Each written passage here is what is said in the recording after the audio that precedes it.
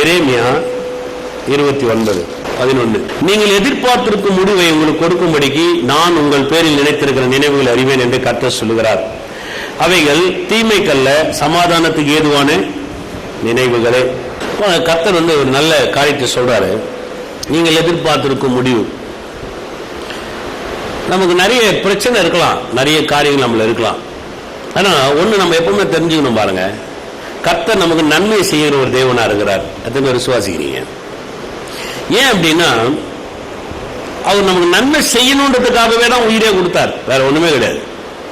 நீங்க வாட்சிங்கன்னா அப்போஸ்தலர் நடபடிகள் 10:38 சொல்றாரு, பிசாசினால் அகப்பட்ட யாவரையும் விடுதலாக்கும்படிக்கு, வியாதியில் இருந்த யாவரையும் சுகமாக்கும்படிக்கு, குணமாக்கும்படிக்கு இயேசு நன்மை செய்கிறவராய் சுற்றி திரிந்தார்னு சொல்லிட்டு பாருங்க. அப்போ முழு நோக்கம் என்ன? நன்மை செய்யணும், மனுஷனுக்கு நன்மை செய்யணும், மனுஷன் நல்லா இருக்கணும், ஆரோக்கியமா வாழணும், வெற்றியா வாழணும், உயர்வா இருக்கணும். இதான் அவருடைய நோக்கமே பாருங்க. அவர் மனுஷன் ஒரு அவமானத்துக்கு விரும்பவே கிடையாது. நீங்களே கொஞ்சம் யோசிச்சு பாருங்க, நம்ம வீட்டுல ஏதாவது ஒரு மரணம் நடந்துச்சுருவீங்களேன், யார் சந்தோஷமா இருப்போம்? யார் வேணாலும் இருந்து போட்டோம், வயசானவங்க இருக்கட்டும், குழந்தை இருக்கட்டும், யார் வேணாலும் இருந்து, நம்மளால யாராலையும் சந்தோஷமா இருக்க முடியாது. யாராவது ஒரு பெரிய வியாபாரி தோல்வி அடைஞ்சிட்டாருன்னு வைங்களேன், இல்ல உங்க ஆஸ்தி அந்தஸ்து வித்துட்டீங்கன்னு வைங்களேன், நிச்சயமா உங்களால சந்தோஷமா இருக்கவே முடியாது.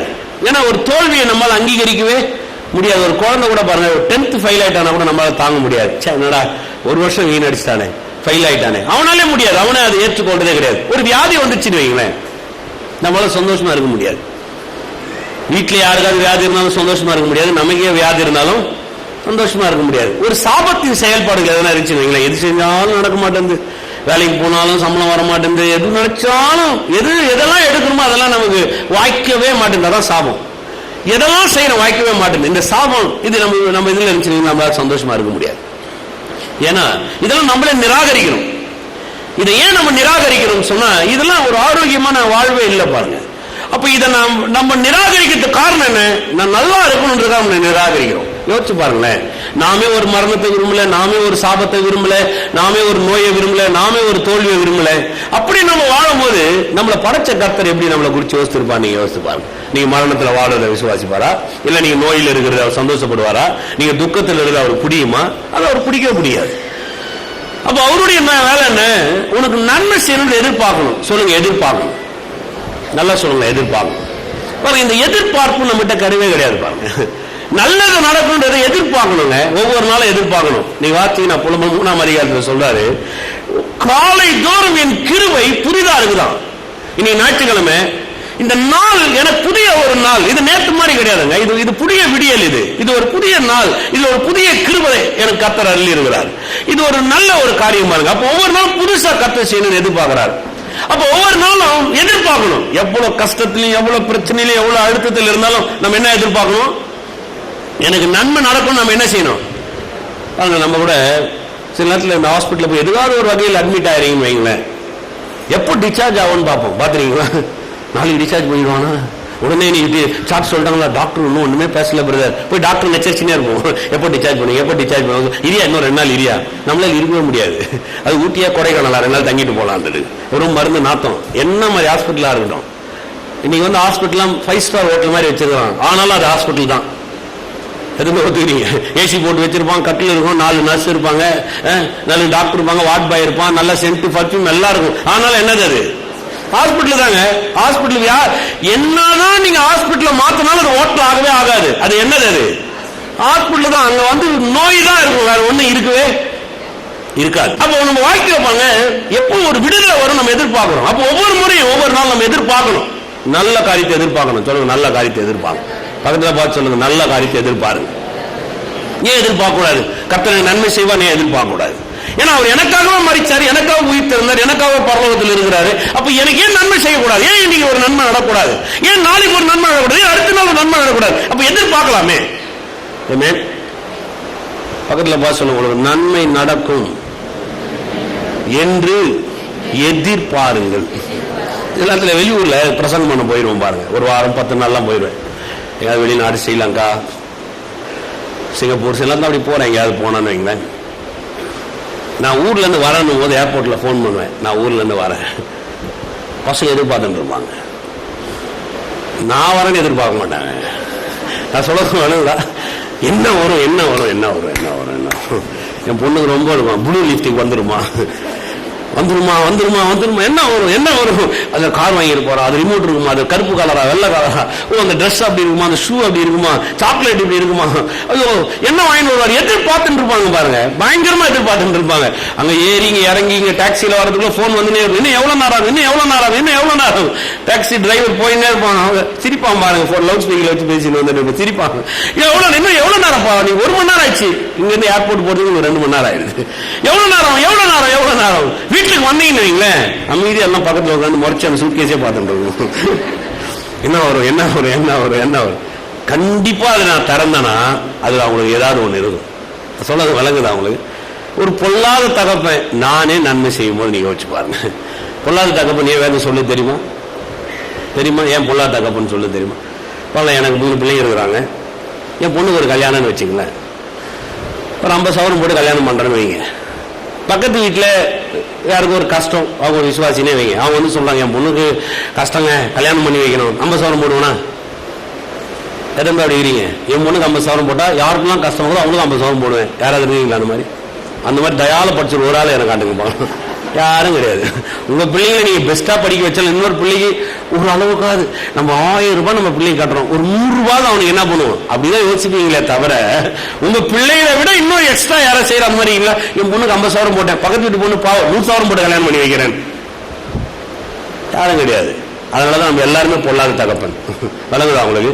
ஆனா கர்த்தர் அப்படி இல்லை, அவர்கிட்ட யார் வந்தாலும் அவர் எல்லோருக்குமே 50 சவரம் போட்டு கல்யாணம் பண்ணி வைக்க வல்லவராக. அதனால அவர் நல்ல தகப்பனா இருக்கு. விசுவாசிக்கிறீங்களா? அவனுக்கு 50 சவரம் மாட்டேன், உனக்கு 49 தான் போட போறான், கிடையவே கிடையாது. உனக்கு 55 போறான்னு கர்த்தர். எத்தனை விசுவாசிக்கிறீங்க? கர்த்தர் நல்லவர் பாருங்க.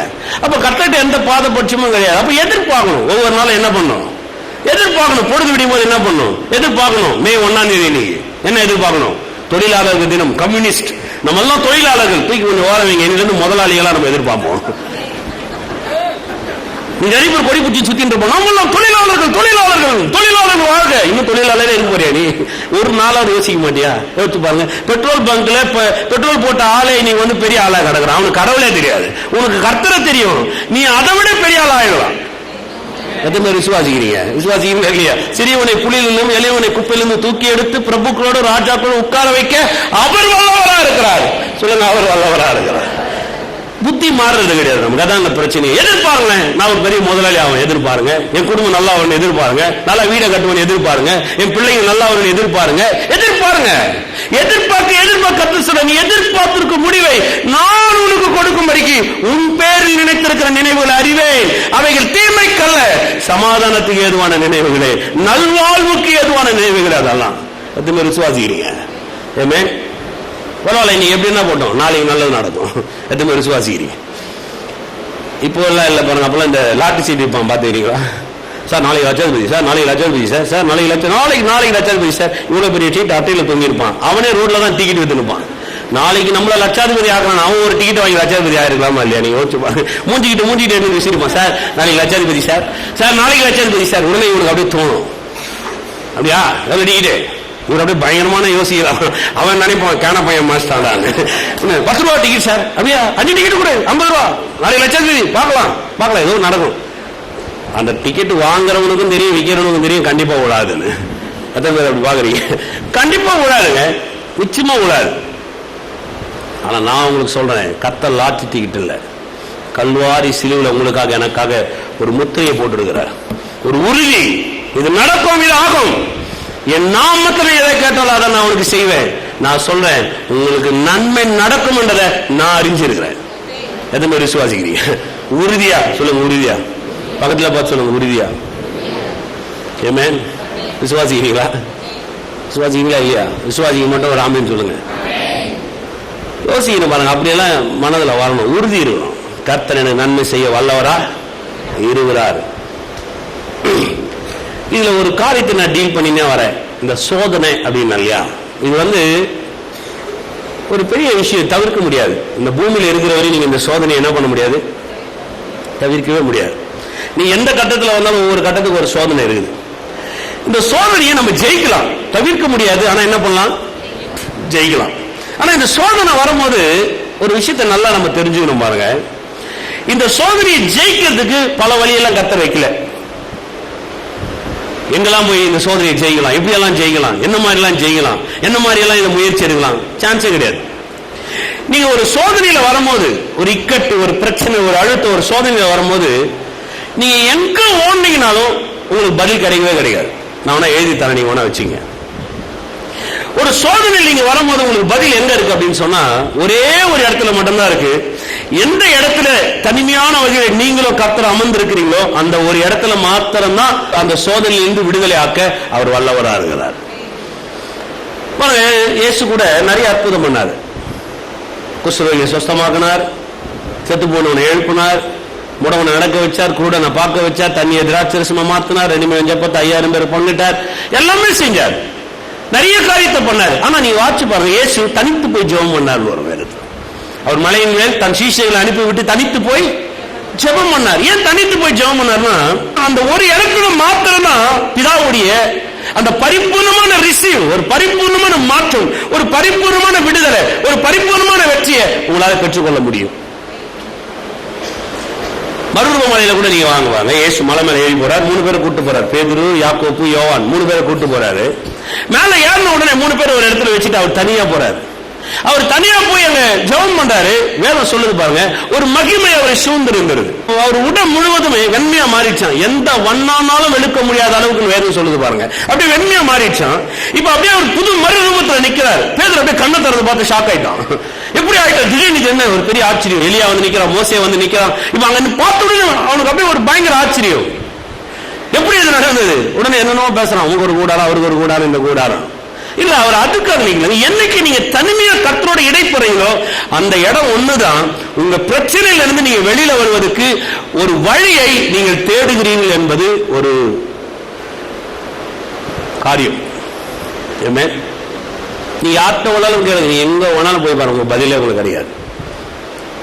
இல்ல அந்த மாதிரி சான்ஸே கிடையாது. இல்ல இந்த மாதிரி இவங்க கிட்ட இருக்கிறாங்க, யாருக்கிட்ட நீங்க போனாலும் நீங்க அதுல இருந்து வெளியில வரவே முடியாது. என்னைக்கு நீங்க தனிமையான வகையில உங்க கர்த்தரோடு கூட போய் நீங்க உங்க நேரங்களை செலவுறீங்களோ அங்கதான் ஒரு மாற்றத்தை காண முடியும். பாருங்க, இது வந்து வேதத்தில் இருக்கிற எல்லாரையும் நீங்க பார்க்கலாம், எல்லாரையும் நீங்க பார்க்கலாம். ஆபிரகாம், ஈசாக்கு, யாக்கோப்பு எல்லாரையும் பார்க்கலாம். ஈசாக்கு தியானமா இருந்தான், வேதம் வரும் பாரு தனியா வாசிங்கன்னா அவன் தியானமா இருக்கும் பொழுது. யாக்கோப்பு தேவனோடு சஞ்சரித்து கொண்டிருந்தான். வேதம் நிறைய நிறைய இடத்துல நீங்க வாசிக்கலாம் பாருங்க.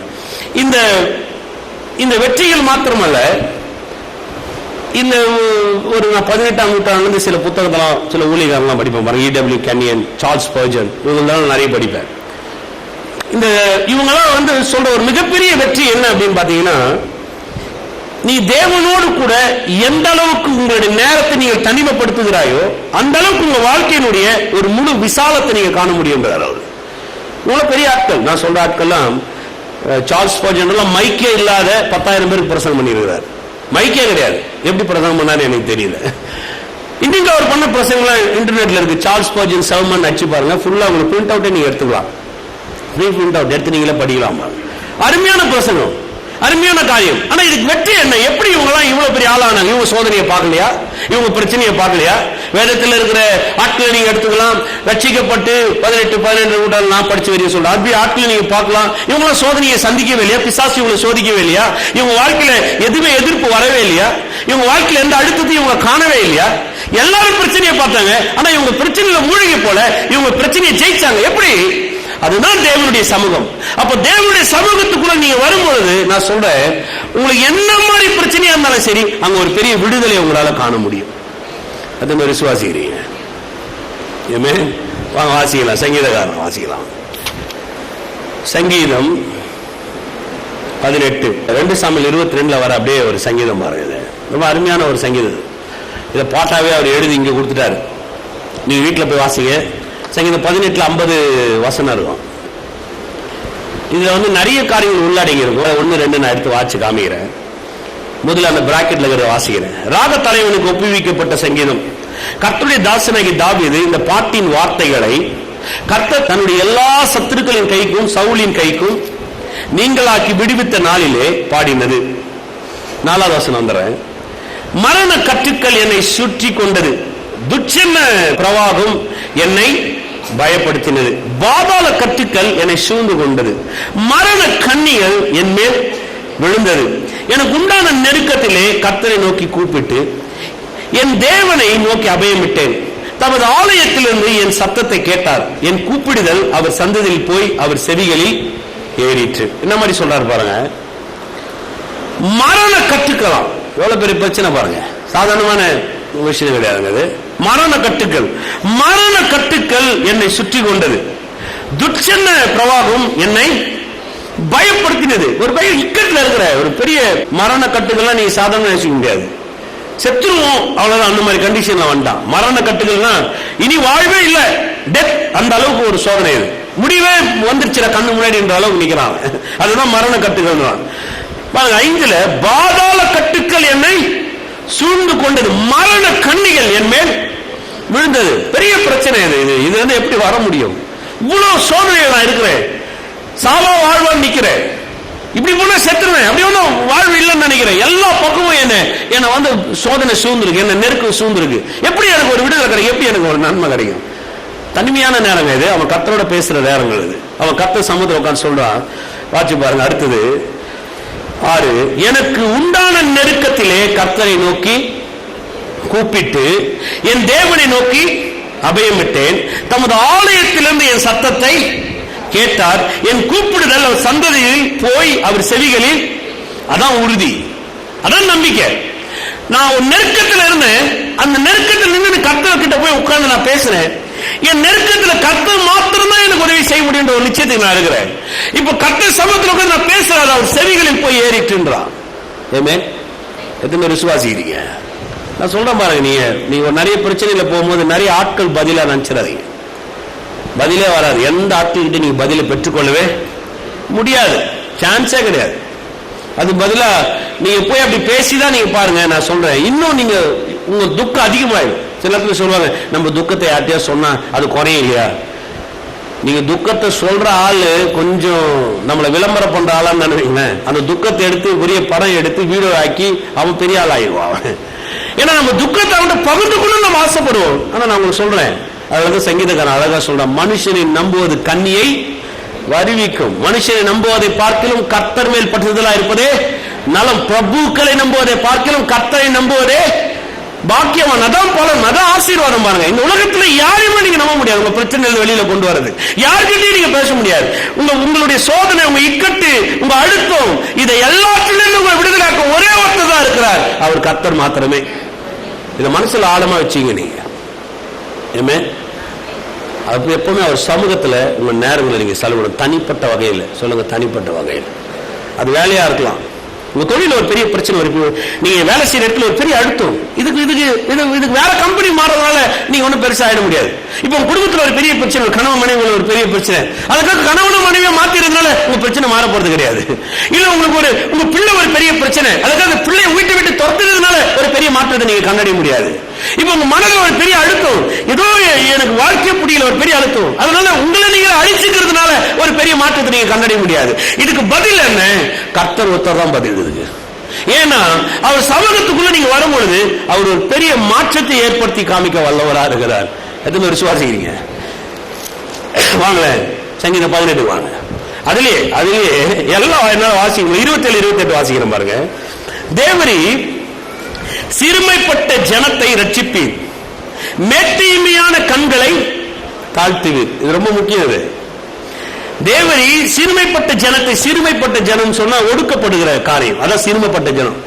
சிறுமை மைனாரிட்டின்னு சொல்றாங்க, சிறுமைப்பட்டவர்கள் மைனாரிட்டி, அதான் ஒடுக்கப்படுற, எல்லா வகையிலுமே ஒடுக்கப்பட்டிருக்கிறோம். அதான் சோதனைன்றது சிறுமைப்படுறது.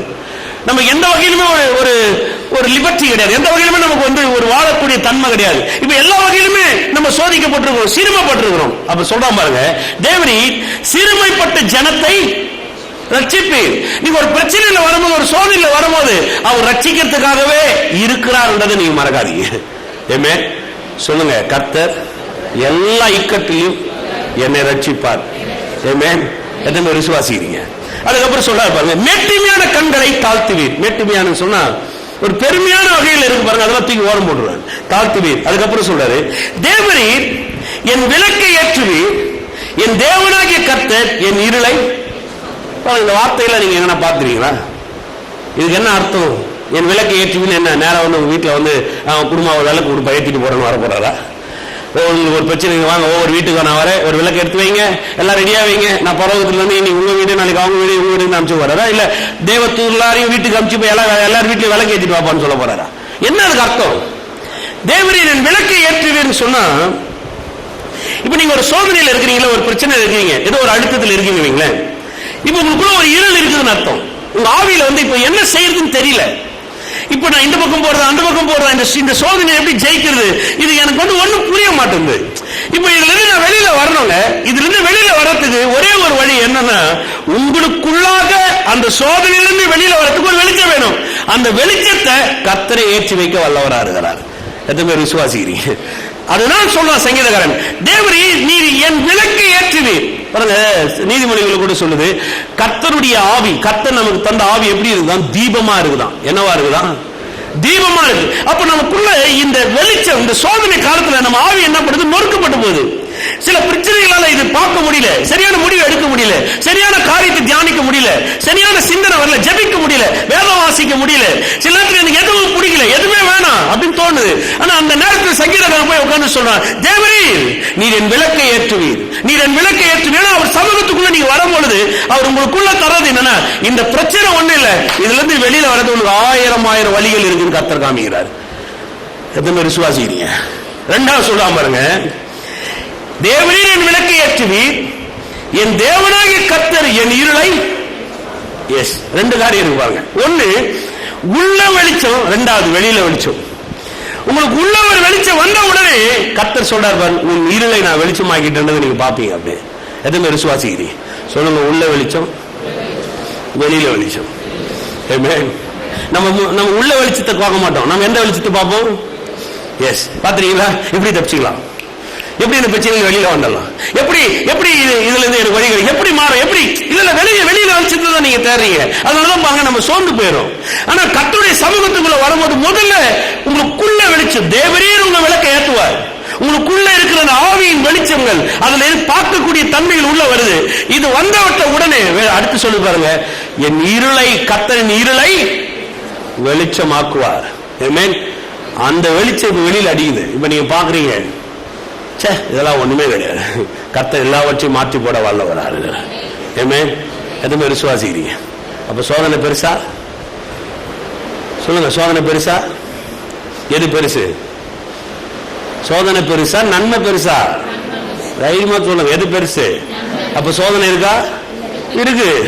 ஆனா சோதனை ஒண்ணுமே கிடையாது. கர்த்தர் ஒரு லைட்டை கொடுத்தாருன்னா வாழ்க்கையே மாறிடுது. அப்படியே சாதாரணமா நினைக்காதீங்க. உங்கள் தேவன் ஒருவரே தேவன். இந்த பூமி முழுவதுமே ஆளுகை சேர்த்துக்கொண்டு தேவனை விட வேற ஒரு தேவன் கிடையவே கிடையாது. எதுவுமே விசுவாசிக்கிறீங்க? தேவனை மட்டமா இட போட்டுறாதீங்க.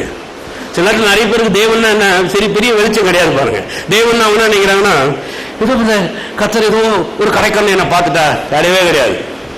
நான் உங்களை சொல்ற பாருங்க, நீங்க தேவனை எந்த அளவுக்கு உற்று நோக்கி பாக்குறீங்களோ உங்க வாழ்க்கையில் அந்த அளவுக்கு வெளிச்சத்தை நீங்க காண ஆரம்பிச்சிருவீங்க. விசுவாசிக்கிறீங்களா? எதுவுமே விசுவாசிக்கிறீங்க? சிலர்லாம் ஒரு பயணம் பாருங்க, நன்மை வருமா, நன்மை வருமா, நன்மை வருமா? நான் சொல்ற நன்மை நிச்சயமா வரும். ஏன் வரும்? ஏன் வரும்? ஏன்னா அவர் உயிரே உங்களுக்காக கொடுத்துருக்கும் போது நன்மை வராது இருக்குமா? உயிர் பெருசா, நன்மை பெருசா? சொல்லுங்க, எதுங்க பெருசு? உயிர் பெருசுங்க. உயிரே கொடுத்துட்டாரு, அப்படி எப்படி நன்மை வராம இருக்கும்? யோசிச்சு பாருங்க. உயிரே எனக்காக கொடுத்துட்டாரு போது நன்மை நிச்சயமா வரும். பக்கத்துல போக சொல்லுங்க, நன்மை நிச்சயமா வரும். அதான் பவுல் சொல்றாரு, தன் சொந்த குமாரனே அவர் உங்களுக்கு கொடுத்திருக்கிறார், மற்ற எல்லாவற்றையும் உங்களுக்கு இலவசமாய் அருளாதிருப்பது எப்படி? சொந்த குமாரனே இறங்கி வந்துட்டார் எனக்காக, சொந்த குமாரனே எனக்காக கீழே வந்துட்டார். அப்ப குமாரனே வரும்போது மற்ற எல்லா நன்மைகளும் எனக்கு நிச்சயமா வரும், தவறாம வரும். பிசாசை தோற்கடிச்சு அவர் எப்படி உயிர்த்தெழுந்தா அந்த உயிர்த்தெழும் வல்லமை முழுவதும் என் மூலமா இந்த உலகம் காணும். பக்கத்துல போக சொல்லுங்க, நிச்சயமா நன்மை வரும். நல்லாதான் சொல்லுங்களேன். இப்படியா சொல்லுவீங்க? விடுவிடுதானே கொஞ்சம் நல்லா சொல்றான். தூக்கத்தை கலைச்சி சொல்லிட்டு போயிடறான், நல்லது நடக்கும் சார், நல்லது நடக்கும் சார். ஓ போயா, எனக்கு ஏற்கனவே தெரியாது. சொல்லுங்க, நிச்சயமா நல்லது நடக்கும். ஹல்லேலூயா. இதெல்லாம் ஆப்ஷன் கிடையாது. இப்படி பாஸ்டர், உங்களுடைய பிரச்சனைக்கு பதில் ஒரு பாஸ்டர் கிடையாது. உங்க பிரச்சனைக்கு பதில் ஒரு தீர்க்கதரிசி கிடையாது. உங்க பிரச்சனைக்கு பதில் ஒரு சுவிசேஷம் கிடையாது. உங்க பிரச்சனைக்கு பதில் நீங்கள் தேவனோடு அமரக்கூடிய தேவ சமூகம் மாத்திரமே. அது மாதிரி விசுவாசிக்கிறீங்க. அல்லேலூயா. நம்ம எப்படி மாறும்? போய் உட்கார அமைதியா நல்லா மாறும். விசுவாசிக்கிறீங்களா? அல்லேலூயா. நீங்க ஏன் மாற்றத்துக்கு முயற்சி எடுக்கிறீங்க? நீங்க ஏன் மாத்துறீங்க? கர்த்தர் காரியத்தை செய்ய வல்லவர் ஆறுகிறார். விசுவாசிக்கிறீங்களா? அல்லேலூயா. நான் உங்களை பார்த்து கோட்டீஸ்வரன் சொல்றேன், நீங்க உடனே சிரிச்சிருக்கீங்க. ஏன் ஏன்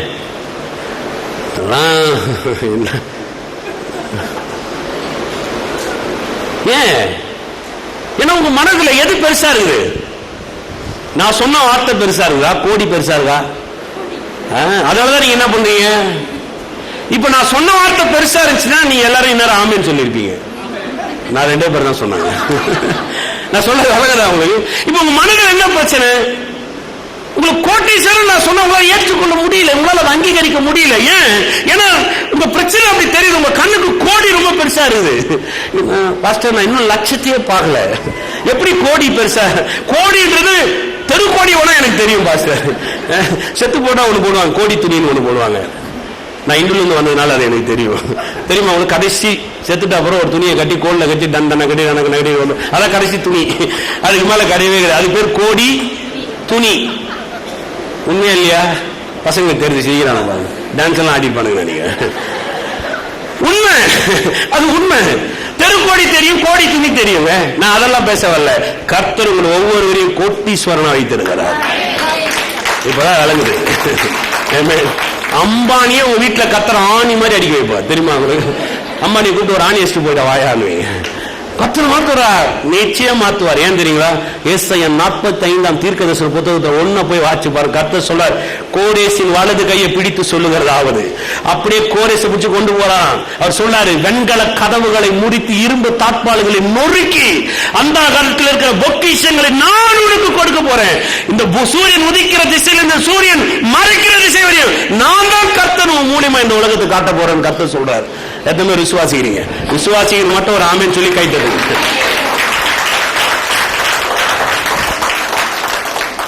பக்கத்தில் பார்த்து சொல்லுங்க, கோட்டீஸ்வரர். அப்ப கூட நம்பிக்கை வரல. ஆனா ஒரு நாள் வரும். நான் சொல்றேன் பாருங்க, சில வருஷத்துக்கு அப்புறம் நீங்க எல்லாம் கோட்டீஸ்வரன் ஆகதான் போறீங்க. அப்போ சொல்லி நீங்க என்ன பண்ணிட்டீங்களா? 2016 மே 1 நீங்க பிரசங்கம் பண்ணுவோம். அப்போ எழுதி வச்சு சொல்லிட்டு இருப்பீங்க. நான் தான் ஆரம்பத்திலேயே சொல்லிட்டேன், கர்த்தர் ஆசீர்வதிக்க போறாரு. எத்தனை பேர் விசுவாசிக்கிறீங்க? சமீபத்தில் எனக்கு ஒரு நல்ல நண்பர் இருக்கிறார், ரொம்ப நல்ல நண்பர். எப்படி ஒரு 4 நாளுக்கு எனக்கு ஃபோன் பண்ணுவார் சாயங்காலத்தில். ஃபர்ஸ்ட் எங்கே இருக்கிறீங்க? டீ சாப்பிடலாமா அப்படின்வாரு. அவர் ஒரு 12 கிலோமீட்டருக்கு அந்த பக்கம் இருப்பார். சாப்பிடலாமா என்ன? அங்கே காரை போட்டுன்னு வருவார். அந்த டீ சாப்பிட்டு எங்களோட டீ சாப்பிட்டு ஒரு 10 நிமிஷம் இல்லைன்னா ஒரு 1/2 hour பேசிட்டு அழகாக போவார். ஒரு நாள் ஃபோன் பண்ணுறாரு, 4 மணிக்கு ஃபோன். எங்கே இருக்கிறீங்க? பாஸ்டர், சர்ச்சில் தான் இருக்கிறேன். டீ சாப்பிடலாமா? சரிவா சாப்பிடலாம், வேற வழி ஒன்றுமே இல்லை, டீயாவது சாப்பிடலாமா? நேரம் வந்து டீ வாங்கி வச்ச உடனே அப்படியே கொஞ்சம் டல்லாக இருந்த மாதிரி மனசு அப்படியே ஒரு மாதிரி இருந்தது. டீ குடிச்சுனே கேட்குறேன், என்ன ரொம்ப எப்பவும் உற்சாகமாக இருப்பீங்க, என்ன பிரச்சனை உங்களுக்கு? ரொம்ப டல்லாக இருக்கீங்க. ஒன்றும் இல்லை பத கொஞ்சம் அப்படி சொன்னார். நீ யார் தெரியுமா ஒன்னாரு? எனக்கு அப்படியே ஒரு மாதிரி இருந்தது. நான் யாருன்னு நீ சொல்றியா அப்படின்னு கேட்டேன். இது எப்படி நினைச்சு பாருங்க. நீ யார் தெரியுமா அப்படின்னா எப்படி இருக்கும்? சரி சொல்லுங்க, நான் யாரு நீங்க தான் சொல்லுங்களேன். 10 வருஷத்துக்கு முன்னாடி நான் உன்னை பார்த்தேன், நீ ஒண்ணுமே கிடையாது. 10 வருஷத்துக்கு முன்னாடி எங்க நட்பு ஒரு 10 வருஷத்துக்கு முன்னாடி நான் உன்னை பார்க்கும்போது ஒரு சாதாரணமா இருந்தேன். இப்ப 10 வருஷத்துக்கு அப்புறம் பாக்குறேன், தெரு முழுதும் உன்னை பத்தி தான் பேசுது. இங்க இருக்கிற ஆட்கள்லாம் உன்னை பத்தி பேசுறா, யார் யாரோ பேசுறா, எங்கெங்கும் உன் செய்தி வருது. இன்னைக்கு நீ வந்து பல கோடிக்கு அதிபதியா இருக்கிற, நீ பெரிய ஆள் ஆயிட்ட, உனக்கு தெரியுமா? அப்பதான் நமக்கு ஒரு பிரைட் ஆகுது. நீ இந்தால வச்சு கர்த்தனுக்கு போதிச்சுருக்கிற மாதிரி. நான் சொல்றது உங்களுக்கு புரியுதா? உங்களுக்கு 10 நீங்க 12 வருஷத்துக்கு முன்னாடி பாத்தீங்கன்னா ஒண்ணுமே கிடையாது என்கிட்ட. இதுல வந்து ஒரு பெருமையும் கிடையாதுங்க. இதெல்லாம் வந்து எங்க ஆத்தா அப்பம் கொடுத்தது கிடையாது. இதெல்லாம் ஏதோ எங்க அப்பன் சேர்த்து வச்ச சொத்து, எங்க ஆத்தா சேர்த்து வச்ச சொத்து எல்லாம் ஒண்ணும் கிடையாது. அலுமினிய தட்டு கூட இல்லை எனக்கு. ஆனா நான் உங்களுக்கு சொல்றேன், என் தகப்பன், பரலோக தகப்பன் கோட்டீஸ்வரர். உண்மை. டவுன் பஸ்ல போறது கூட 20 வருஷத்துக்கு முன்னாடி கிட்ட காசு கிடையாது. ஒரு பெரிய கன்வென்ஷனுக்கு போறேன், ஒண்ணுமே இல்லை, ₹1 இருக்கு பாருங்க பாக்கெட்ல, ₹3 டிக்கெட், ₹1 தான் வச்சிருக்கேன். 20 கிலோமீட்டர் போனோம், 18 கிலோமீட்டர் 20 கிலோமீட்டர், ₹3 ₹4 டிக்கெட், 20 வருஷத்துக்கு முன்னாடி. 10 ஒண்ணுமே கிடையாது, பர்ஸ் எடுத்து பாருங்க, ₹1 இருக்கு பாருங்க. 20 கிலோமீட்டர் பைபிள் தூக்கி நடந்து போறேன், திருப்பி கன்வென்ஷன் முடிச்சு 20 கிலோமீட்டர் நடந்து வரேன். ஆயிரம் கேள்விகள் உள்ள இருக்கும். எப்படி இருக்கும் வாழ்க்கை, எப்படி வாழ போற, என்ன நடக்க போறது, எப்படி இருக்கும், பிசாசு பேசுறான், சூழ்நிலைகள் பேசுது, எண்ணங்கள் பேசுது, என் வயசு பேசுது, எனக்கு 1000 பிரச்சனைகள் எதிர்த்து நிக்குது அப்படியே. ஆனா ஒண்ணு மாத்திரம் தெரியும், என் கர்த்தர் எனக்கு நன்மை செய்ய வல்லவராக. எத்தனை பேர் விசுவாசிக்கிறீங்க? டவுன் பஸ்ல போறது கூட காசு இல்லாம இருந்தேன். ஆனா அவங்க சொல்ற பாருங்க, இப்ப சில ஊர்லாம் வெளிநாட்டுக்கெல்லாம் போனா பிசினஸ் கிளாஸ்ல போறேன். ஏன்? இது என்னாலமான முயற்சி இல்லைங்க, இது என் பெருமையே கிடையாது. இது நான் உங்களுக்கு சொல்றேன், என் சோதனையை விட எனக்கு நன்மை செய்கிறவர் ஏராளமும் தாராளம் உடையவராக இருக்கிறார். எத்தனை பேர் விசுவாசிக்கிறீங்க? பக்கத்துல பார்த்து சொல்லுங்க, உங்களுக்கு நன்மை செய்கிறவர் ஏராளமும் தாராளம் உடையவராக இருக்கிறார். விசுவாசிக்கிறீங்களா? எத்தனை பேர் சோதனை இருக்குது? நல்லா ஷோல்டர் தூக்கின்னு உட்காருங்க, நல்லா தைரியமா உட்காருங்க. சோதனை இருக்கா? தைரியமா இருக்கு. நான் சொல்றேன், எழுதி வச்சுங்க, பைபிள் முதல் பேஜில் எழுதி வச்சுங்க. உங்க சோதனையை விட உங்களுக்கு வரப்போற பதில் கோடிக்கணக்கான மடங்கு மகிமை உள்ளதா இருக்கும். எழுதி வச்சுங்க. நான் சொல்றேன், நடக்குதா இல்லையா செக் பண்ணி பாருங்க. இதே புல்பிட்ல நீங்க வந்து சாட்சி சொல்றீங்களா இல்லையா நீங்க பாருங்க, எழுதி வச்சீங்கன்னா. என் சோதனை தூக்கி ஓட, என் சோதனை ஒன்னும் பிரச்சனையே கிடையாது. ஏன்னா கர்த்தர் எல்லாவற்றையும் மாற்றி போட வல்லவராக இருக்கிறார். உங்க வாழ்க்கையில எதெல்லாம் உங்களை அவமானப்படுத்துதோ கர்த்தர் அதை எல்லாம் உங்களுக்கு ஆசீர்வாதமா மாற்றி தர வல்லவராக இருக்கிறார். விசுவாசிக்கிறீங்களா? அதனாலதான் நான் மனுஷனை நம்புறதே கிடையாது. காக்கா பிடிக்கிறது, குருவி பிடிக்கிறது, எப்படியாவது பெரிய ஆள் வருது, ஏமாத்துறது, இதெல்லாம் தேவையே கிடையாது நமக்கு. பணம் பணம் பணம் மாதிரியாது ஒன்னும் அவசியமே கிடையாது. என் கர்த்தர் என் கூட இருந்தாருன்னா இந்த உலகமே என் பின்னாடி வர வல்லம் உள்ளதாரு. எத்தனை விசுவாசிக்கிறீங்க? ஏன்? ஏன்னா என் தேவன் அப்படிப்பட்டவரா இருக்கிறார். சொல்லுங்க, என் தேவன் அப்படிப்பட்டவராரு. நல்ல கரங்களை வச்சு சொல்லுங்க, தேவன் அப்படிப்பட்ட. சொல்லுங்க, தேவரே என் விளக்கை ஏற்றுவி, என் இருளை வெளிச்சமாக்குவேன். ஆமென். அப்ப பிரச்சனை இருக்குதா? வரதான் செய்யும். மூக்குன்னா சளி பிடிக்கும், அதுக்காக மூக்காத்து போட்டலாமா? ஒரே பிரச்சனை எப்பத்தாலும் சளி பிடிச்சுனே தாங்க. நானே அறுத்து விசாரிச்சதை ஒத்துக்கிறீங்களா? சளி பிடிக்கவே இல்லையா? பிடிச்சிருக்கா இல்லையா சொல்லுங்க பார்க்கலாம். பிடிக்கும் செய்யும். மூக்குன்னா சளி பிடிக்கும், அதுக்கு ஒரு மருந்து இருக்குது, போட்டா ஆட்டோமேட்டிக் என்ன ஆகுது? இப்ப நிறைய வந்துருச்சு, சும்மா 2 டிராப்ஸ் போட்டு அப்படின்னா எல்லாம் போயிடுதுன்றான். உலகத்தானே உங்க மூக்கு அடைப்புக்கு மருந்து கண்டுபிடிக்கும் போது உங்க வாழ்க்கையில எவ்வளவு அடைப்பு பிசாசு கொண்டு வந்தாலும் அதுக்கு வழியை கர்த்தரால திறக்க முடியாதா? எத்தனை பேர் ஆமென் சொல்றீங்க? அல்லேலூயா. பெரிய பிரச்சனை எல்லாம் யோசிச்சுட்டு கூடாது. அப்படியே ஐயோ இந்த உலகத்திலேயே அமைதியா இருக்கு, ரொம்ப கதடியாது. மகாபாரதமா வாழ்க்கை, இதுல சீரியலா இது அப்படியே 120 வாரம் என் வாழ்க்கை, அதெல்லாம் தூக்கி ஓர வைங்க. எத்தனை வருஷங்கள் ஆனாலும் சரி கர்த்தர் நன்மை செய்ய இருக்க போறது கிடையாது. வருஷங்கள் கடந்து போலாம், நான் சொல்ல எழுதி வச்சு வருஷங்கள் கடந்து போலாம். சில நேரத்தில் எதிர்பார்த்தது தாமதமா இருக்கலாம், ஆனா பொறுமையா இருங்க. கர்த்தர் அவர் மகிமையை கொண்டு உங்க தலையை உயர்த்த வல்லவராரு. அது விசுவாசிக்கிறீங்க? கர்த்தரை நம்பணும். ஏமே அதனாலதான் இந்த கேடான புத்தியெல்லாம் உள்ள வச்சு கூடாது. அதே சங்கீதக்காரர் சொல்றாங்க, 46 வந்துருங்க, அந்த 18 46. கர்த்தர் ஜீவன் உள்ளவர். சொல்லுங்க, கர்த்தர் ஜீவன் உள்ளவர். என் கண்மலையானவர். சொல்லுங்க, என் கண்மலையானவர். துதிக்கப்படுவாராக, என் ரட்சிப்பின் தேவன் உயர்ந்திருப்பாராக. சொல்லிட்டு சொல்லலாம், அவர் எனக்காக பழிக்கு பழி வாங்கி ஜனங்களை எனக்கு கீழ்ப்படுத்துகிற தேவனானவர். சொல்லுங்க, எனக்காக. இப்ப நான் உங்களுக்கு சொல்றது இல்ல, இப்ப ஒரு சோதனை, ஒரு பிரச்சனை, ஒரு காரியம் நடக்கும் போது நீங்க போய் பெரிய, அதாவது எம்ஜிஆர் மாதிரி கத்தி சண்டை போட்டு கூடாது. வா நானும் பாத்துக்கிறேன் நீயும் பாத்துக்கிறேன் அப்படி டிங் டாங் டிங் டாங் டிங் டாங் அடிச்சு கூடாது. இந்த பழிக்கு பழி வாங்குறதுன்றது நமக்கு ஒரு பெரிய ஒரு காரியமா இருக்கும் பாருங்க. நம்ம பழி வாங்குற ஆட்கள் இல்லைங்க. 1000 பிரச்சனைகள் வந்து நான் போய் யுத்தம் செய்யறது இல்லை. எது சொல்லுது? யுத்தமோ கர்த்தருடையது, ஜெயமோ நமக்குரியது. அப்ப யுத்தம் செய்யறவர் யாரு? அப்ப ஒரு பிரச்சனை, ஒரு சோதனை, ஒரு அழுத்தம், ஒரு நெருக்கம் வரும்போது நான் ஏன் போய் ஃபைட் பண்ணிட்டு இருக்கணும்? நான் எங்க போய் உட்காரணும்? கர்த்தருடைய சமூகம், தேவ பிரசன்னத்துல நான் போறேன். சொல்ல பாருங்க சங்கீதம், அவர் எனக்காக. சொல்லுங்க, எனக்காக. நல்ல நெஞ்சில கை வச்சு சொல்லுங்க, எனக்காக பழிக்கு பழி வாங்கி ஜனங்களை எனக்கு கீழ்ப்படுத்துகிற தேவனானவர். எவ்வளவு பெரிய காரியத்தை எடுத்து பேசலாம் பாருங்க. 48, அவரே என் சத்துருக்களுக்கு என்னை விடுவிக்கிறவர், எனக்கு விரோதமாய் எழும்புகிற மேல் என்னை நீர் உயர்த்தி கொடுமையான மனுஷனுக்கு என்னை, எனக்கு விரோதமாய் எழுப்புறதுக்கு முன்னாடி என்ன பண்ணாரு கர்த்தரு? என்னங்க செய்யறாரா? என்ன பண்றாருங்க? உயர்த்துகிறாருங்க. என்ன சொல்றாரு? எனக்கு விரோதமா எழும்புறது காரியங்கள் கர்த்தர் என்ன செய்யறாரு? உயர்த்துகிறார். அப்ப உங்க சோதனை எல்லாம் உங்களுக்கு விரோதமா வருது, ஆயிரம் காரியங்கள் விரோதமா வருது. விரோதமா ஒரு காரியத்துக்கு முன்னாடி கர்த்தர் என்ன செய்யறாரு? உங்களை உயர்த்துகிறார். சொல்லுங்க, உயர்த்துகிறார். அப்போ விரோதமா வரும்போது உங்களுக்கு உடனே ஒண்ணு தெரியணும், என்ன வருது? என்னங்க வருது? உயர்வு. அப்ப உங்க பிரச்சனைகள் உங்களுக்கு அதிகரிச்சு வர வர ஒண்ணு நல்லா தெரிஞ்சுக்கணும், என்ன வந்துட்டு உங்களுக்கு? உயர்வு. ஹல்லேலூயா. எத்தனை பேர் விசுவாசிக்கிறீங்க? விசுவாசிக்கணும் மட்டும் காரங்களை திட்டு தேவனை மகிமைப்படுத்துங்க.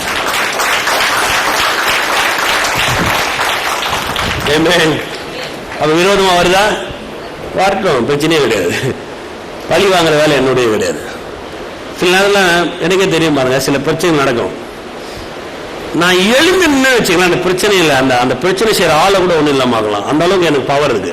எனக்கு தெரியும் அது செய்ய முடியும் தெரியும், ஆனா நான் செய்ய மாட்டேன். ஏன் தெரியுங்களா?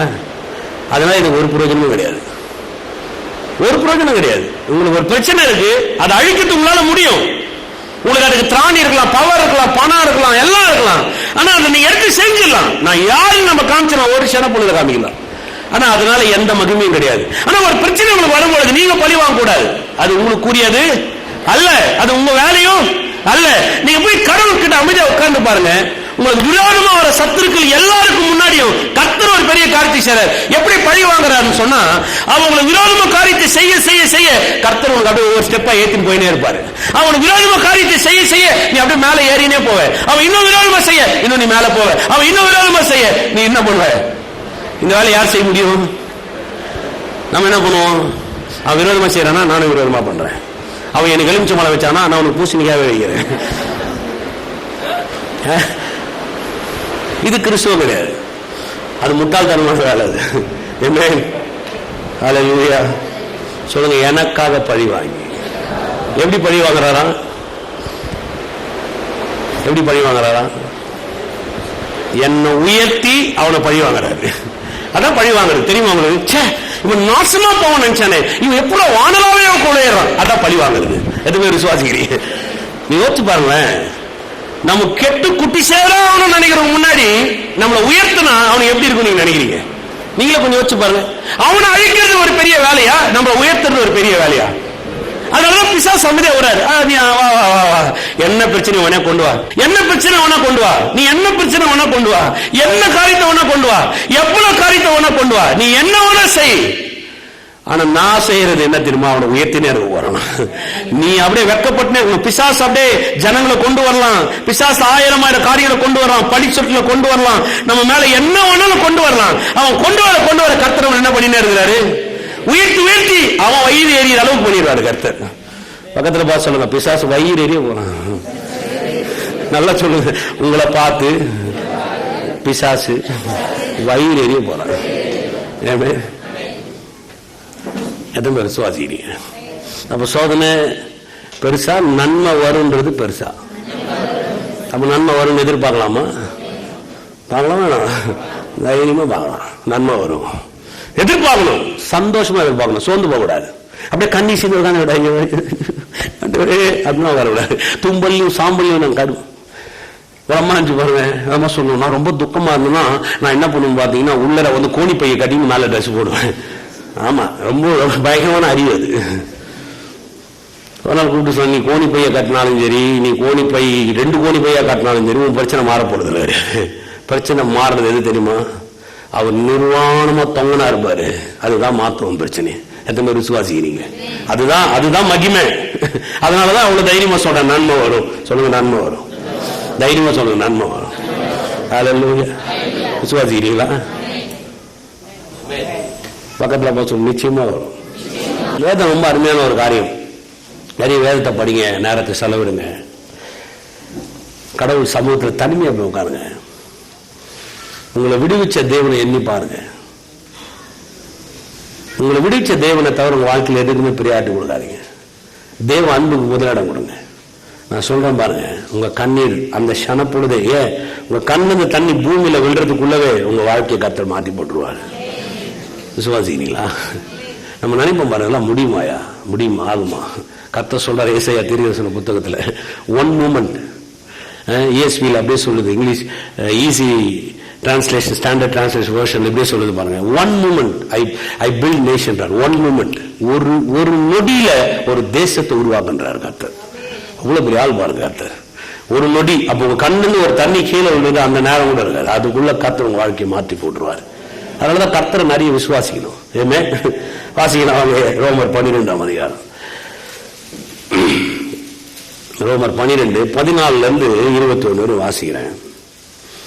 உங்களை துன்பப்படுத்துவர்களை ஆசீர்வதிங்கள், ஆசீர்வதிக்க வேண்டியதே என்று சபையாக இருங்கள். ஏன் அப்படி சொல்றாரு பவுல்? உங்களை துன்பப்படுத்துற ஒருத்த அவனை என்ன பண்ணு? யாராவது நம்ம செய்வோமா? நமக்கு நன்மை செய்வங்களுக்கு நிறைய ஜெபம் பண்ணுவோம், துன்பப்படுத்துறது ஜெபம் பண்ணுவோமா? ஆனா வேதம் அப்படி மாத்தி சொல்லு பாருங்க.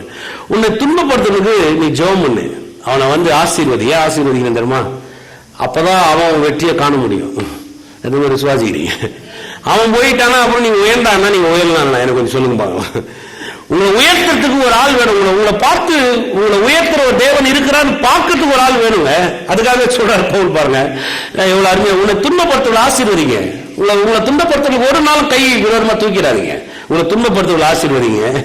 அப்புறம் சொல்றாரு பாருங்க, ஆசீர்வதிக்க வேண்டிய சபியாதீர்கள், சந்தோஷப்படுங்கள், அழுவருடனே கூட அழுவுங்கள், ஒருவருக்கு ஒருவர் ஏக சிந்தை உள்ளவராயிருங்கள், மேட்டுமையானவர்களை சிந்தியாமல் தாழ்மையானவர்களுக்கு இணங்குங்கள், உங்களையே புத்திமான்கள் என்று.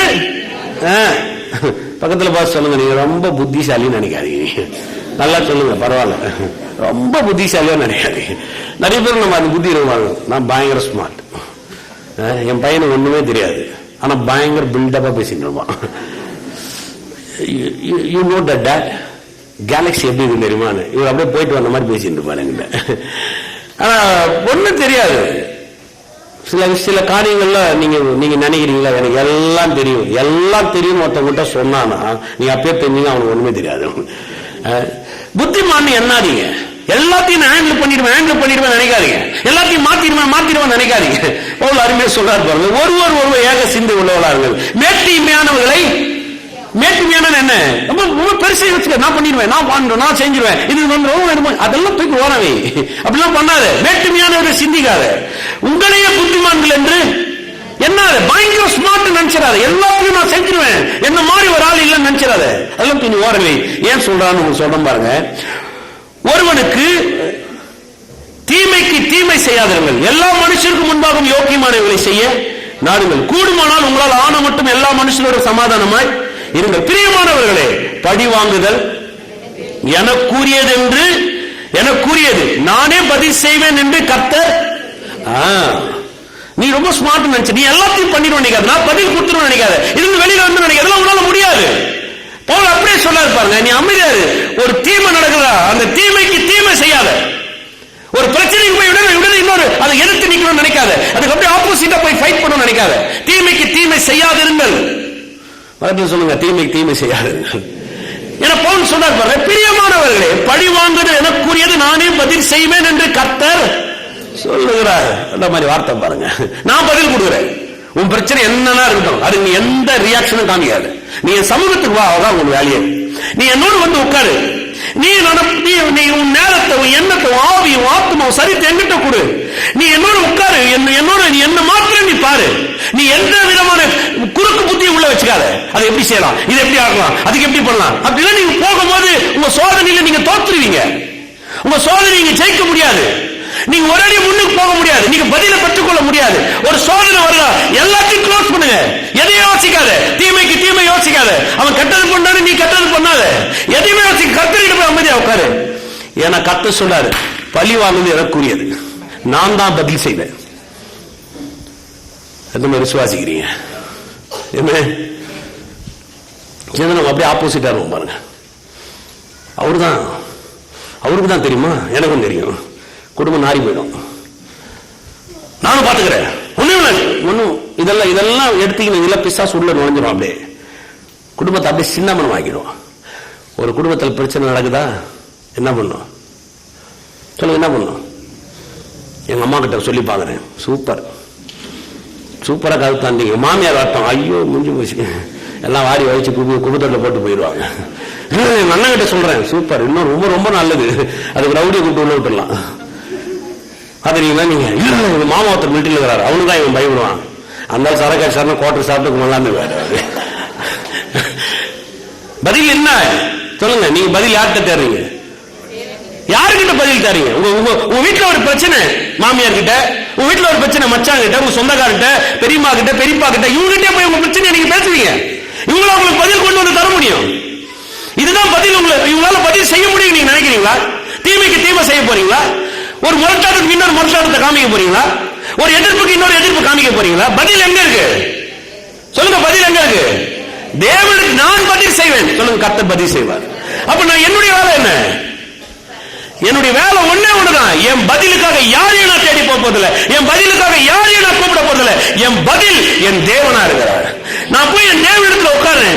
என் தேவன் என்னோட இடைப்படுறார். என் குடும்பத்துக்கு, என் எதிர்காலத்துக்கு, என் பிள்ளைக்கு, எல்லாவற்றுக்குமே அவர் என்னோட இடைப்பட போகிறார். எத்தனை விசுவாசிக்கிறீங்க? உங்க பிள்ளை ஒரு பிரச்சனை செய்து யார்கிட்ட போய் அறிவுரை சொல்ல போறீங்க? உங்க பிள்ளைக்கு உட்காந்து சொல்ல போறீங்களா? டேய் அப்படிலாம் செய்யாத, என்ன பண்ண போற? அப்படிதான் செய்வேன். இது அடங்காது. பட்டாதான் எனக்கு புத்தி வரும். பட்டா கூட வராது. ஏன்னா நீ இப்ப உங்களுக்கே விளங்கல. நான் சொன்னது விளங்குதா உங்களுக்கு? சிலர் எங்க கூப்பிட்டு சொல்லுவாங்க, என் பையனை கொஞ்சம் புத்திமதி. இது புத்திமதினால மாறாது, தேவ சமூகத்தினால மாத்திரம்தான் மாறும்.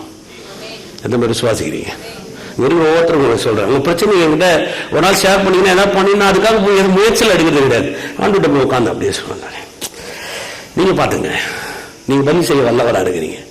இந்த இடத்துல நீங்க நானும் தவிர யாருமே இல்லை. ஆண்டவர, உங்களுடைய மகிமை தான் என் தலையை உயர்த்தும். உங்களுடைய மகிமை தான் என் சபையை உயர்த்தும்.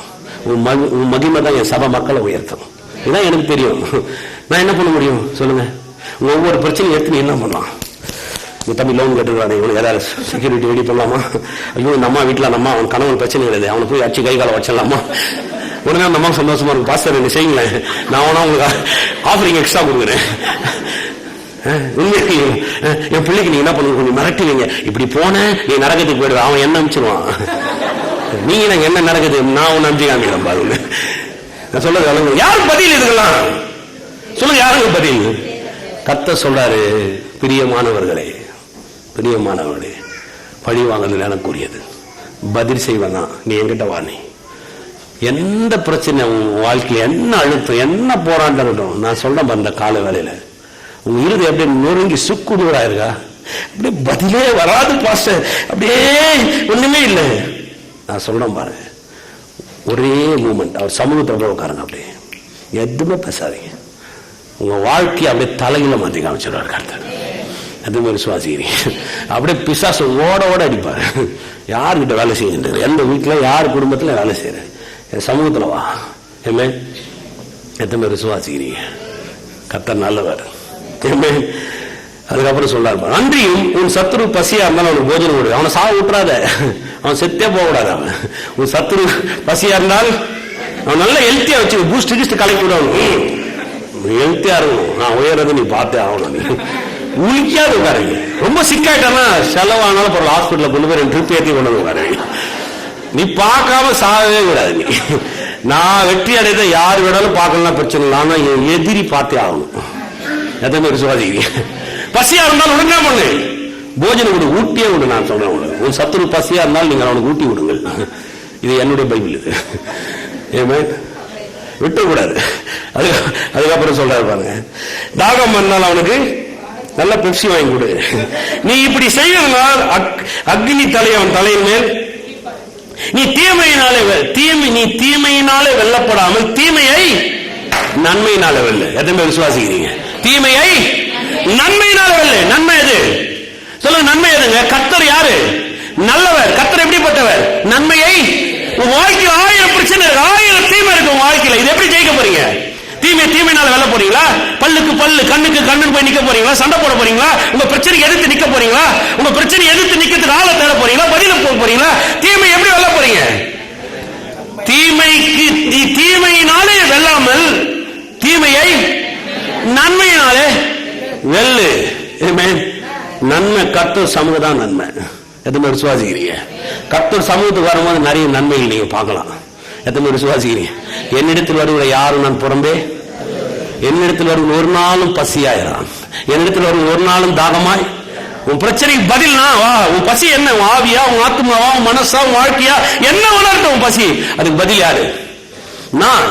உனக்கு யாரு தாகத்தை தீர்க்க போறது? நான். ஜீவ தண்ணீர் யாரு? நான். உன் வாழ்க்கையை வெற்றியை மாற்ற போறது யாரு? நான் சொல்ல பாருங்க. உங்களுக்கு விரோதமா எழுப்பி நின்று யோசித்த ஆட்கள் உங்க முன்னாடி முழங்கால் போட்டு கதற கத்தர அளவுறாரா இல்லையா? நீங்க பாருங்க. அது மாதிரி விசுவாசிக்கிறீங்க. விசுவாசிகளோட கரங்களை தெரியுது உங்க மையம்.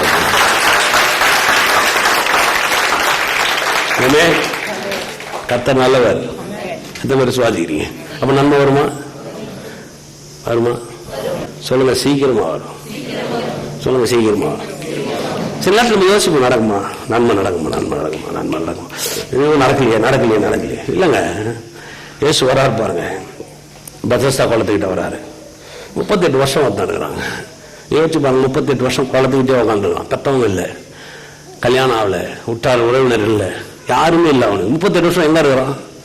குளத்துக்கிட்டு. வேற சொல்லுது, வெகு காலமா அவன் அங்க இருக்கிறான். இயேசுக்கான வெகு காலமா அந்த வியாதியில் அவன் இருக்கிறான்.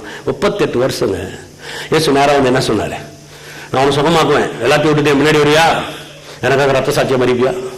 எனக்காக ஆத்துபாதாயம் பண்ணுவியா? ஊர் ஃபுல்லா போய் சுவிசேஷத்தை சொல்லியான்னு கூப்பிட்டாரா? என்ன கேட்டாரா? அவன் பார்த்து என்ன கேட்டாரு? பிச்சை எடுக்கல தசமா கொடுப்பேன்னு கேட்டாரா? என்ன கேட்டாரு? நீ சுகமாக விரும்புகிறாயா? 38 வருஷம் பிரச்சனை ஒரு க்ஷணப்பொழுது மாறிடுச்சு. உங்க வாழ்க்கையில பிரச்சனை எவ்வளவு காலம் இருக்குதுன்னு பார்க்காதீங்க, எப்படி மாறப்போகுதுன்னு பாருங்க. இன்னைக்கு மாறலையா? வீட்டுக்கு போறதுக்குள்ள மாறிடும். வீட்டுக்கு போறதுக்குள்ள மாறலையா? ராத்திரி மாறிடும். ராத்திரிக்குள்ள மாறலையா? அடுத்த நாள் மாறிடும். எதிர்பார்த்துட்டே இருங்க, நன்மை நடக்கும். சொல்லுங்க, நன்மை நடக்கும். பக்கத்துல பாசம், நன்மை நடக்கும். சந்தோஷமா சொல்லுங்க, நன்மை நடக்கும். நடக்குமா? 38 வருஷம் எல்லாரும் டெட்லைன் போட்டாங்க. இவன் வாழ்க்கையில இவன் நடக்கவே மாட்டான். ஏன் சொன்னாங்க, படிக்க கூட தூக்கின்னு போகுது, அதை வைக்காத, வச்சுன்னா வேற எவனா வந்து உட்காந்துக்குவாங்க. தூக்கி எல்லாத்தையும் தூக்கிடுவாங்க. வேற சொல்றது, உடனே அவன் எழுந்து நடத்தான். விசுவாசிக்கிறீங்களா? அவனுக்கு அற்புதத்தை செய்தார். அவன் யாருன்னே தெரியாது, ஆனா நீங்க அவருடைய பிள்ளைங்க. எத்தனை விசுவாசிங்க அவருடைய பிள்ளைங்க? சொல்லுங்க, அவருடைய பிள்ளை. நான் சொல்றேன், நன்மை நிச்சயமா வரும் உங்களுக்கு. உங்க சோதனை எல்லாம் அப்படியே தூள் ஆக போகுது. எத்தனை பேர் விசுவாசிக்கிறீங்க? சொல்லுங்க, என் சோதனையை விட என் நன்மை கோடிக்கணக்கான மடங்கு பெரியதா இருக்கு. விசுவாசிக்கிற மட்டும் கரங்களை தட்டி தேவை.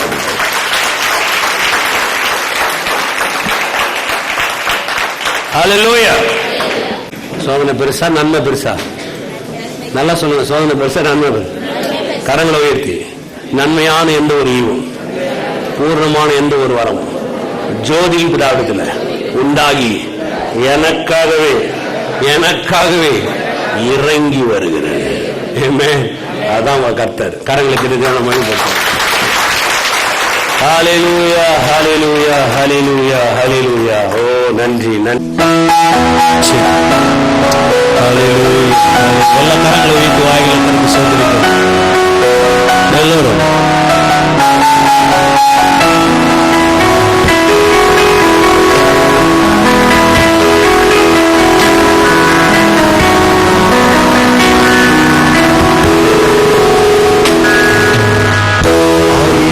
பார்த்தாலும் ஒரு ஜனம் இருந்தாலும் விட நான் கண்டுபிடிக்கலையே. ஆயிரங்கள் பார்த்தாலும் ஒரு ஜனம் இருந்தாலும் உம்மை விட அழகு நான் கண்டுபிடிக்கலையே. நான் உங்களை மறந்த போது நீ என்ன மறக்கவில்லை. நான் கீழே விழுந்த போதும் நீ விட்டு கொடுக்கலையே. மனுஷன் மறந்த போதும் நீ என்ன மறக்கலையே. உம்மை ஆராதிப்பேன், என்னை தேடி வந்த அழகு. உம்மை பாட உம்மை துதிக்க ஒரு நாள் பக்கலையே. உம்மை ஆராதிப்பேன் அழகு, என்னை தேடி வந்த அழகு. உம்மை பாட உம்மை துதிக்க ஒரு நாள் பக்கலையே. ஆயுதங்கள் பார்த்தாலும் ஜனம் இருந்தாலும்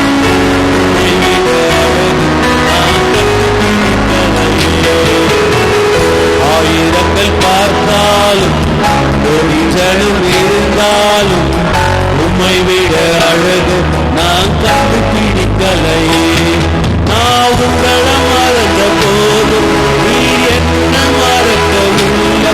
நான் கீழ விழுந்த போதும் நீர் விட்டு கொடுக்கலையே. ஆழமான விஷம் மறந்த போதும் நீர் என்ன மறக்கலையே. உம்மை ஆராதிப்பேன் அழகு, என்னை தேடி வந்த அழகு. உம்மை பாட உம்மை துதிக்க ஒரு நாளும் பத்தலையே. உம்மை ஆராதிப்பேன் அழகு, என்னை தேடி வந்த அழகு. உம்மை பாட உம்மை துதிக்க ஒரு நாளும் பத்தலையே. உம்மை ஆராதிப்பேன் அழகு, என்னை தேடி வந்த அழகு. உம்மை பாட உம்மை துதிக்க ஒரு நாளும் பத்தலையே. உம்மை ஆராதிப்பேன் அழகு, என்னை தேடி வந்த அழகு. உம்மை பாட உம்மை துதிக்க ஒரு நாளும் பத்தலையே. உம்மை ஆராதிப்பேன் அழகு, என்னை தேடி வந்த அழகு. உம்மை பாட உம்மை துதிக்க ஒரு நாளும் பத்தலையே. பல கரங்களை பரிசுத்தம்.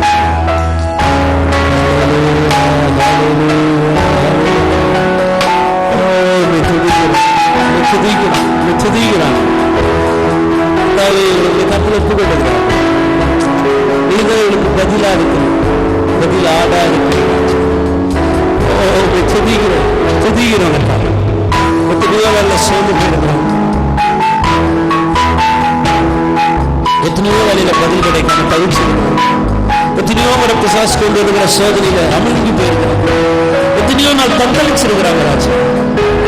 எல்லாவற்றையும் மாற்றிப்பட வல்லவரா இருக்கும். இப்படி மகிமை இவளை தலையை உயர்த்த, மகிமை இவளை தலையை உயர்த்த. இன்னைக்கு இந்த இடத்துல இருக்கிற ஒவ்வொரு சகோதர சகோதரர்களுடைய அன்பு கற்றவில்லை. அளவில்லாத அன்பை உயர்த்த, கசப்பு தன்மைகள் விலகி போகும். மனதில் இருக்கிற வேதனைகள் இயேசுவின் நாமத்தினால விலகிட்டு வருகிறது. உங்க மனதில் இருக்கிற குற்ற மனசாட்சிகள் இயேசுவின் நாமத்தில் விலகிட்டு. கர்த்தர் இவளோடு பார்க்கணும், இவளோடு இருக்கிறத பார்க்கணும். நீ இவங்க ஆசீர்வாதத்தை இவங்க பார்க்கணும். இவங்களை நீ வழி நடத்ததை இவங்க பார்க்கணும். உங்களுடைய அன்பை இவங்களை உயர்த்ததை இவங்க பார்க்கணும். நன்றி நன்றி. சிறுவினை செய்து முடித்ததை இவங்க அனுபவிக்கணும், பார்க்கணும். அதுக்கு பதிலே இல்லையே தவிச்சிருக்கிறாங்க. நீங்க சொன்னீங்களா ஒன்று தேசத்தை உருவாக்குவோம். ஒருவேளை இன்னைக்கு இந்த காலகட்டத்தில் இருக்கிற அடிமட்டத்தில் ஒரு வாழ்வு இருந்துச்சுன்னா அந்த வாழ்க்கையை வானலாக நீங்க கண்ணீரோடு யாரும் அந்த வாழ்க்கை மாற்றி போடுங்க. நீங்க சொன்னீங்களா சாம்பலுக்கு பதிலாக நான் உனக்கு சிங்காரத்தை தருவேன் சொன்னேன். துக்கத்துக்கு பதிலாக நான் உனக்கு துதிய நாளையை தருவேன் சொன்னேன். நீங்க சொன்னதை செய்யுங்க. நீங்க சொன்னதை செய்யுங்க. உங்க தலை உயர்த்து, பிரச்சனையெல்லாம் மாறட்டும். மான்கள் நீரோடி வாங்கிட்டு கதறுவதற்கு ஆத்மா மடுத்து ஓடி வரட்டும்.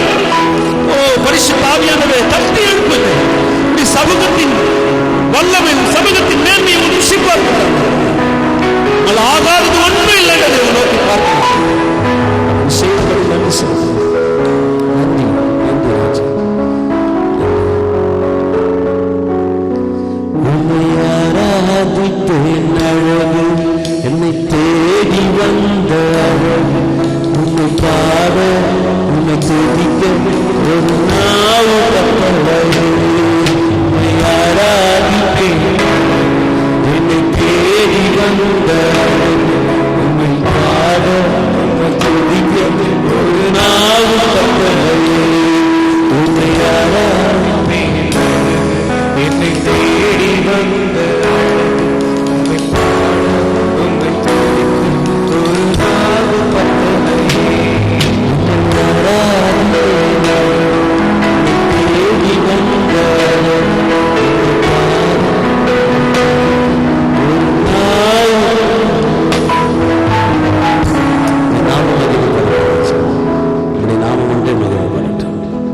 இயேசு கிறிஸ்து வல்லமையுள்ள நாமத்தினாலே பிதாவே, நம்ம எல்லா கரங்களை உயர்த்துவோம். கர்த்தராகிய கர்த்தராகிய இயேசு கிறிஸ்துவின் கிருபையும் பிதாவாகிய தேவனுடைய அன்பும் பரிசுத்த ஆவியான அன்பினைக்கும் இன்றும் இன்றும் சதா காலம் ஒவ்வொருத்தரும் இருப்பதாக. கர்த்தர் உங்களை ஆசீர்வதித்திருக்கிறார்.